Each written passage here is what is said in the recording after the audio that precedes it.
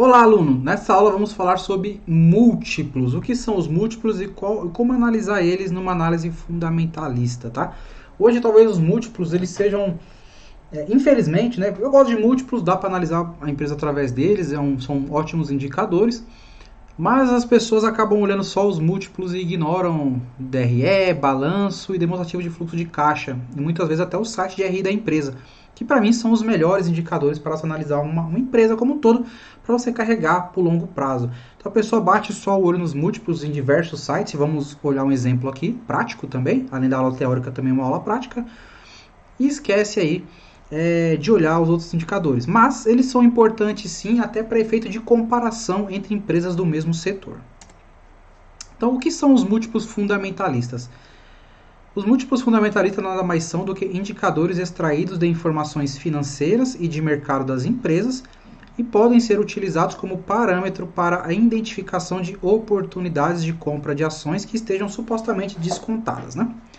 Lembrando que ações descontadas são aquelas em que o mercado está negociando abaixo do preço que ela efetivamente vale. Portanto, ao combinar duas informações, obtém-se um indicador. Então, por isso que é múltiplo, né? Você combina duas informações. Esse indicador se torna objeto de avaliação pelo investidor. Os principais múltiplos são classificados em 5 categorias, sendo eles índices de liquidez, de atividades, de endividamento, de rentabilidade, de estrutura de capital e de mercado de ações. Ressalvas aos múltiplos. Os múltiplos fundamentalistas não dizem absolutamente nada isoladamente. Esse é um grande erro que as pessoas cometem, né? Porque é muito mais fácil o caminho do múltiplo, é bater o olho, né? Então, isoladamente não quer dizer nada, mas muitos ignoram isso. Você pode fazer essas contas e chegar a um múltiplo que seja 1, 2, 3 e daí. Isso é muito ou pouco. Então é preciso estar atento e evitar a cegueira dos múltiplos, que seria uma avaliação deles por si só, para efeito de decisão. Há momentos também de distorções flagrantes, como em cenários de recessão, que é o que nós estamos vivendo, a pandemia, né? Normalmente nesses cenários os lucros das companhias são penalizados sem que isso seja uma realidade histórica da empresa, porque o múltiplo é a foto daquele momento, é o que está acontecendo naquele momento, né? E o passado. As pessoas ignoram isso. Numa situação assim, os indicadores se baseiam neles sem que houvesse real relação com os resultados futuros da empresa. E como utilizar? Então, uma forma de utilizar os múltiplos é justamente fazendo a comparação com pares do mesmo setor, a chamada análise relativa. Se você tem um determinado múltiplo e não sabe o que ele quer dizer, pode começar comparando com pares do mesmo setor, ou seja, comparando o múltiplo de empresas concorrentes. Isso é bem legal. Ao comparar com pares do mesmo setor, em tese, você poderá identificar aquelas que, segundo os múltiplos, possuem uma maior oportunidade em incluir essas considerações na sua avaliação para a escolha de uma ação em que deseja investir. Então, você pode utilizar o múltiplo como comparativo e como um dos itens a ser avaliado. E aí vamos falar alguns, né? Não vou falar todos aqui, mas vamos falar alguns dos múltiplos principais. É o PVPA, que é o preço dividido pelo valor patrimonial. Então, os múltiplos misturam. Então, você está misturando preço, cotação, pelo valor patrimonial da empresa, né? Na análise fundamentalista, o preço real de uma ação é calculado em função do valor patrimonial da empresa, que é obtido a partir de seus relatórios contábeis. Basicamente, consiste em tomar o patrimônio líquido de uma empresa e dividir pelo número de ações que ela tem disponível, chegando assim ao valor patrimonial por ação, né, o VPA.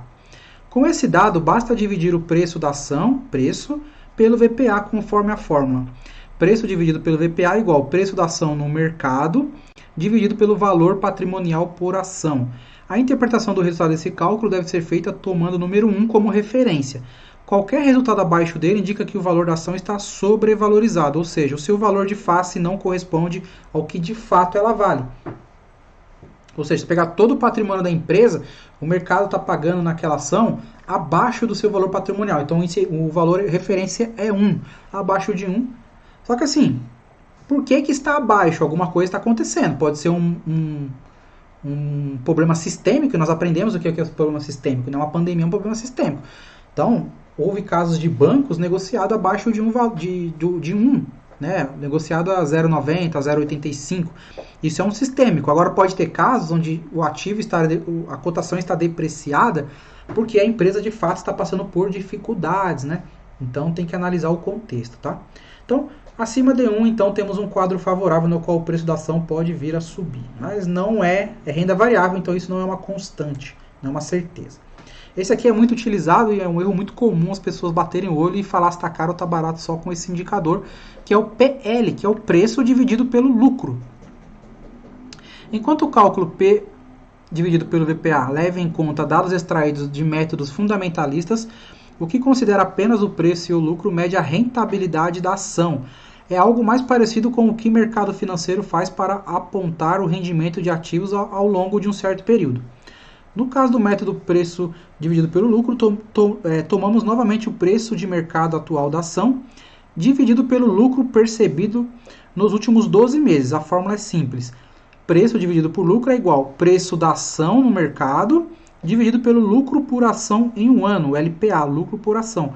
O resultado deste cálculo também pode indicar que o preço de uma ação está mais ou menos valorizado do que deveria. De qualquer forma, o investidor precisa considerar outros fatores, já que uma ação subvalorizada pode ter seu preço reduzido ou não.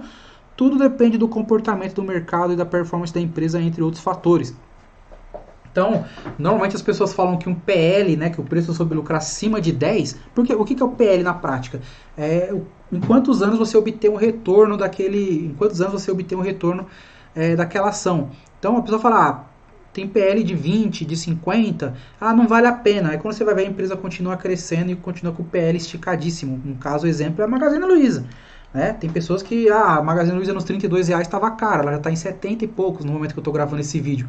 Então o PL dela vai acompanhando. Quando você pegar um PL negativo, o preço não tem como ficar negativo. Então o que está negativo?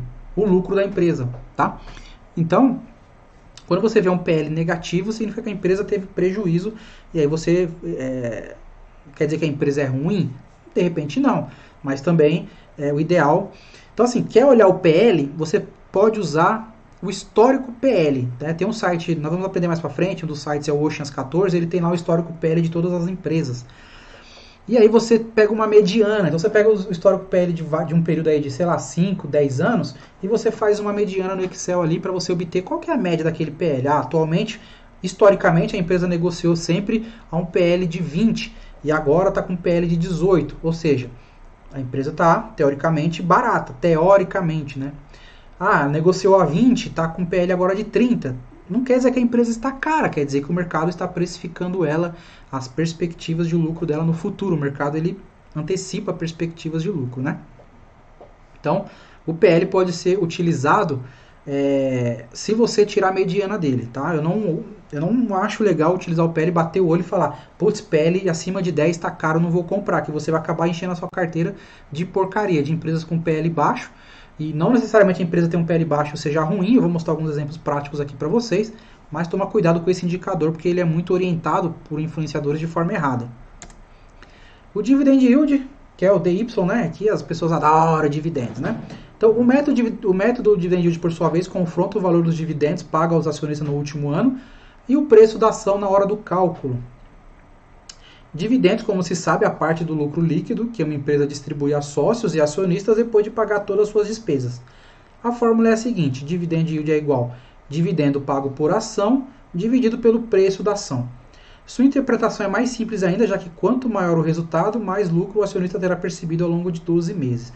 Só que o dividendo pago por ação é dos últimos 12 meses, tá?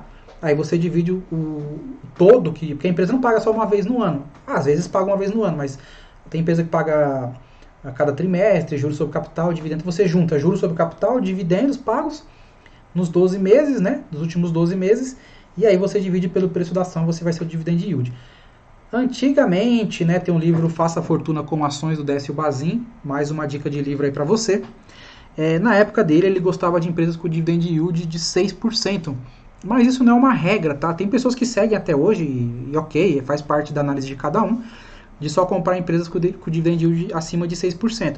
Mas o dividend yield é um indicador que, quando olhado de forma isolada, ele também tem um risco gigante. Nós vamos ter uma aula onde eu vou mostrar como que eu analiso empresas de dividendos, e lá eu vou mostrar o risco de você olhar esse indicador de forma isolada, tá? Nessa aula aqui é mais para aprender a teoria sobre o indicador.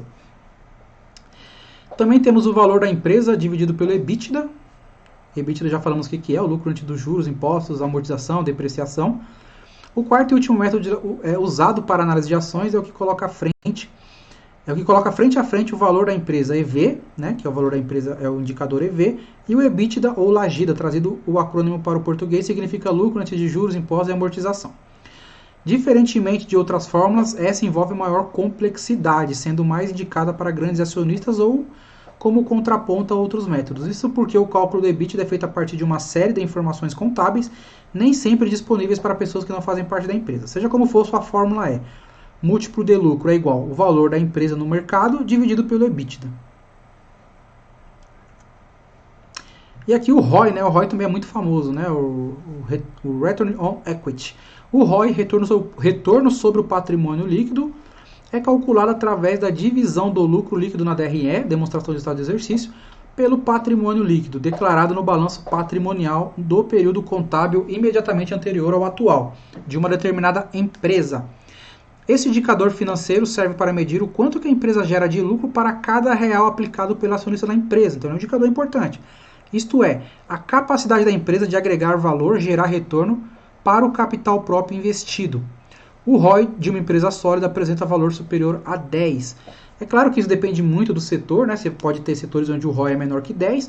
Eu gosto de ROI acima de 15, né? Então um parâmetro que eu uso particular é ROI acima de 15, mas não quer dizer que eu só compro empresas com ROI acima de 15, tá? É um indicador que eu tenho, é uma das facetas que eu uso, mas não necessariamente eu tenho empresas na carteira com ROI abaixo de 15 também.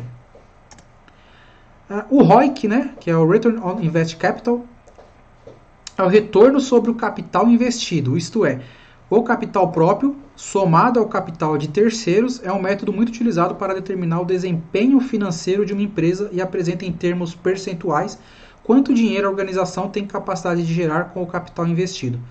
O ROIC é similar ao ROI, porém o segundo o ROIC refere-se apenas ao retorno sobre o capital próprio, enquanto o ROIC refere-se ao retorno sobre o capital total investido, que é a soma do capital próprio e do capital de terceiros.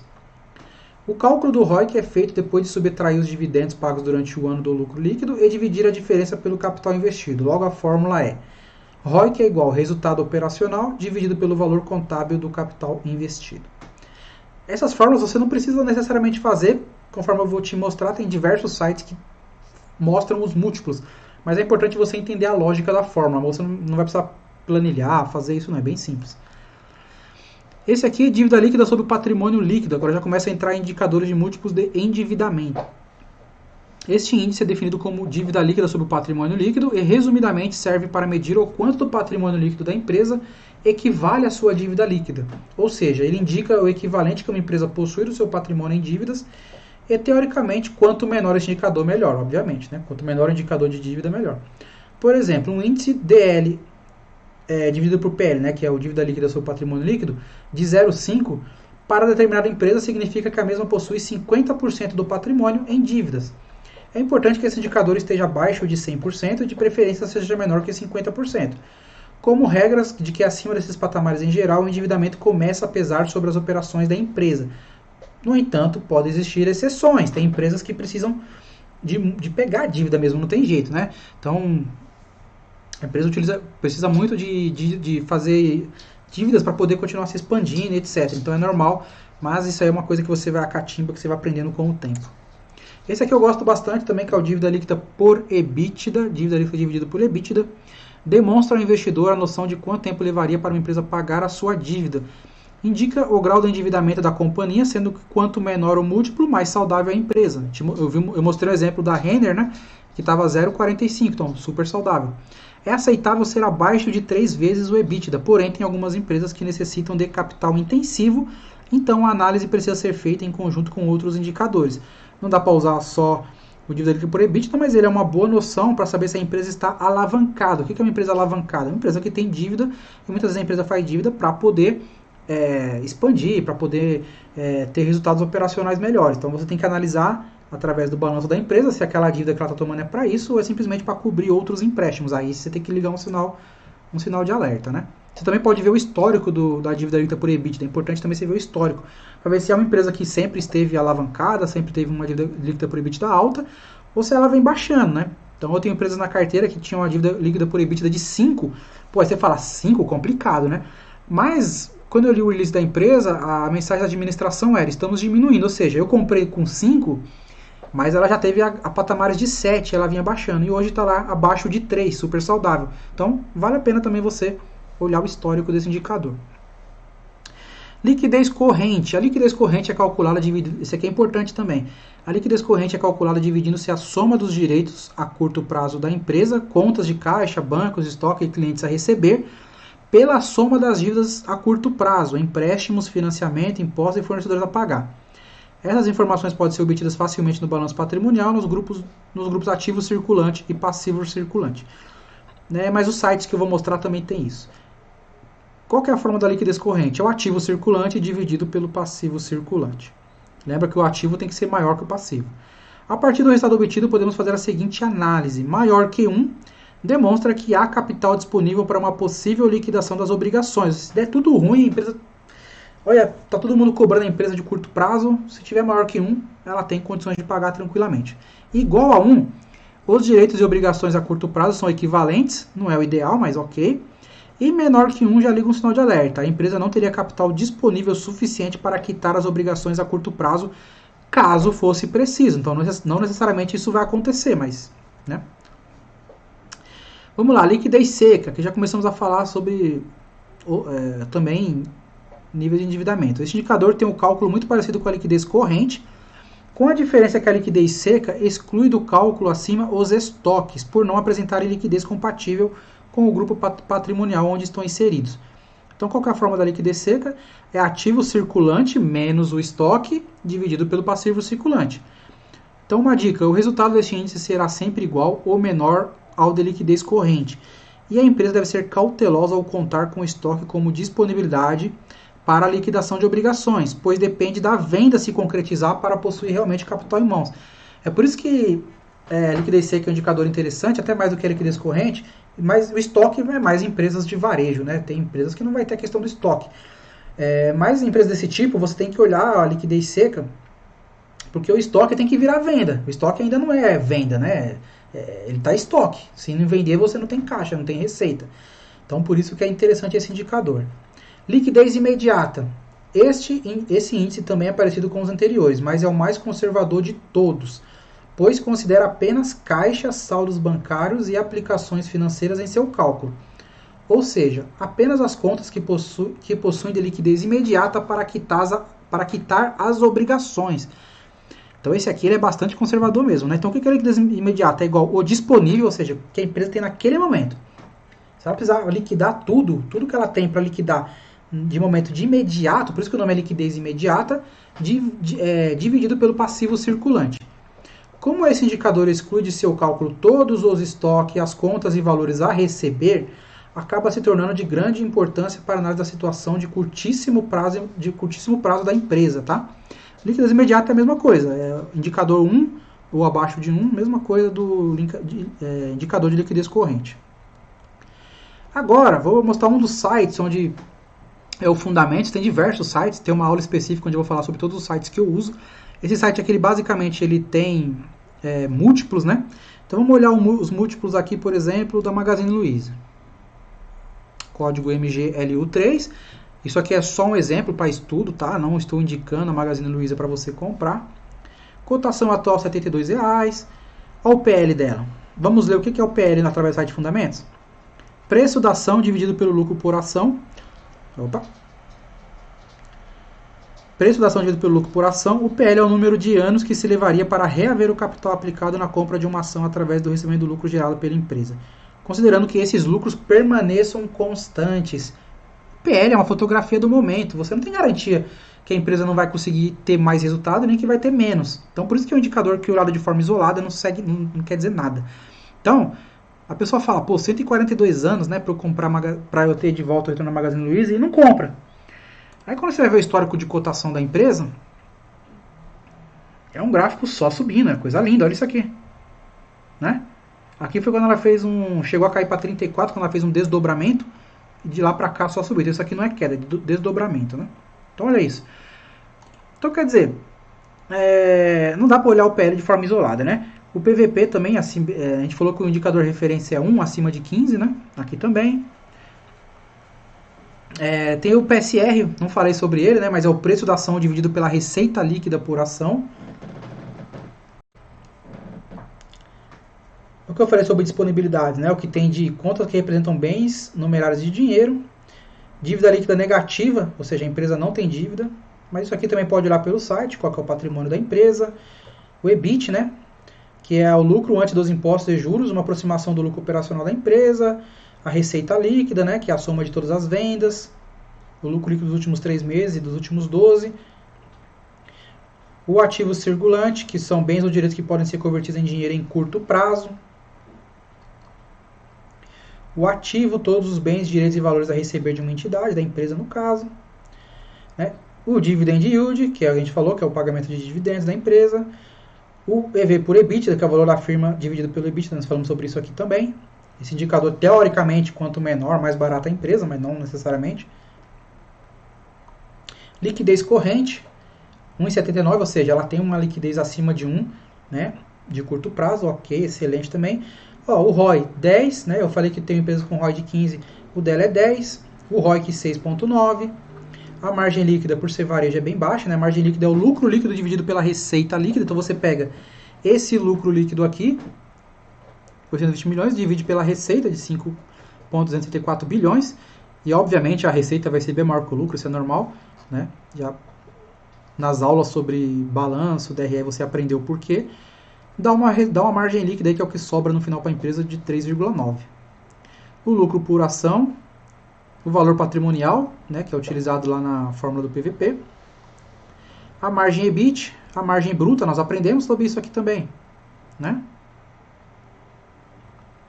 Então, esse site aqui basicamente tem tudo. Tem outros sites também, a gente vai olhar, vamos aprender. Valor de mercado, que é o valor de mercado da empresa calculado multiplicando o preço da ação pelo número total de ações, preço da ação pelo número total de ações, esse aqui, número de ações disponível, e o valor da firma, que é o Enterprise Value, né, que é calculado somando o valor de mercado da empresa e sua dívida líquida. Porque se alguém quiser comprar a Magazine Luiza, provavelmente ia ter que pagar toda essa grana aqui, ó. Se ela quisesse vender, obviamente, né? Crescimento de receita dos últimos 5 anos, que é o CARG, né? Vamos aprender mais sobre esse indicador mais para frente. 24,1, ou seja, nos últimos 5 anos ela cresceu 24% a receita dela. Tem alguns demonstrativos aqui também. A gente pode ver o balanço patrimonial de forma resumida no site, ano a ano. Então, dívida líquida, patrimônio líquido, demonstrativo de resultados. Mas vocês podem ver que, por isso eu gosto de usar balanço patrimonial e demonstrativo no próprio site da empresa, né? Ao invés de olhar esses sites aqui assim. Mas tem uns que são até mais detalhados. Receita líquida analisada, se a gente for ver uma crescente, né? Olha que legal esse indicador, por ano, né? Uma crescente da receita, de vendas no caso. Então, as margens, né? As margens bruta e margem EBIT. A margem bruta azulzinho, a EBIT, que aqui são as margens operacionais. O EBIT, o resultado financeiro da empresa. A gente sabe que o resultado financeiro é tomada de empréstimo, é normal que esteja aqui para baixo. O lucro líquido dela e os proventos. Então a gente vê que também o lucro líquido bem crescente, né? Bem legal esse gráfico também. E aí também tem aqui fluxo de caixa, mas ele não é tão completo, né? Então, EBITDA, olha como a EBITDA da Magazine Luiza é crescente, né? O resultado operacional dela. O CAPEX e depreciação, então aqui vem o CAPEX e aqui vem a depreciação, ou seja, o investimento dela em CAPEX. Capital de giro da empresa, bem saudável também. Estoque, recebíveis e o capital de giro aqui, a linha verde.